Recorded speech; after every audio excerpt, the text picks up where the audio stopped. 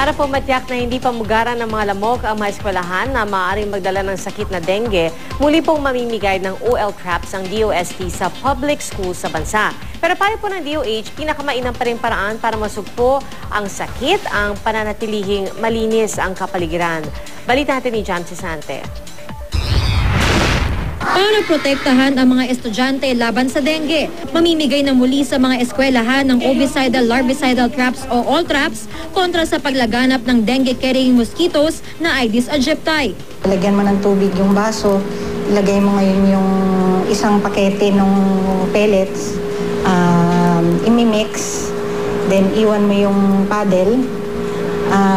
Yung tubig, basically doon yan nangingitlog sa may tubig. So kaya tinatrap natin siya, andun yung itlog na niya dun sa paddle. Then kung if ever man na dun, merong mga itlog na nahuhulog dun sa tubig at magiging larvae, hindi na yun magiging adult na lamok. 2 all trap kada classroom ang target ibigay ng gobyerno sa mga pampublikong paaralan.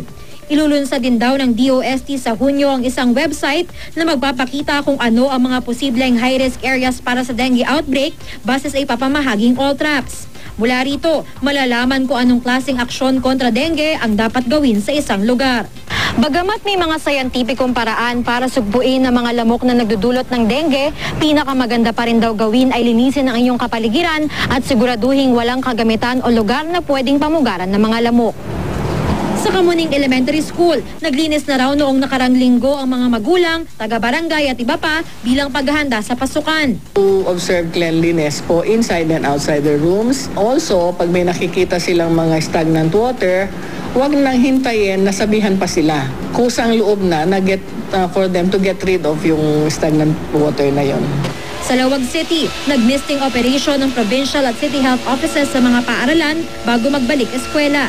Ang DOH, itinutulak ang tinatawag nilang 4 o'clock habit bilang bahagi ng kampanya kontra dengue. Tuwing alas 4 ng hapon, kailangan tayo ay lumabas sa ating opisina, maging sa eskwelahan, tingnan natin ang kapaligiran at hanapin natin ang pinamumugaran ng lamok.